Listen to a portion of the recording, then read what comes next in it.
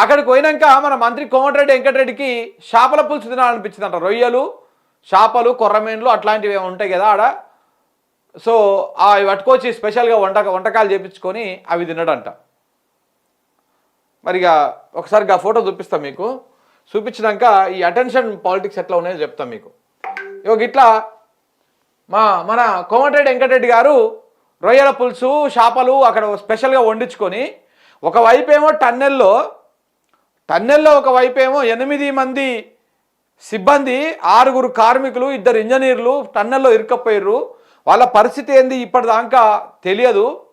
వాళ్ళు అసలు బతికే ఉన్నారా, వాళ్ళ వాళ్ళ వాళ్ళ పరిస్థితి అట్లా ఉన్నది, వాళ్ళు చనిపోయిర్రా, బతికే ఉన్నారా, ఆరోగ్యంగానే ఉన్నారా, లేకపోతే ఏంటిది అనేది తెలియదు. ఇప్పటికే ఆ నిర్మాణ సంస్థనేమో వాళ్ళందరూ చచ్చిపోయారు అని చెప్పేసి నిర్మాణ సంస్థ చెప్పింది. జూపల్లి కృష్ణారావు కూడా వాళ్ళు బతికేటువంటి అవకాశం లేదని చెప్పేసి ఆయన కూడా చెప్పిండు.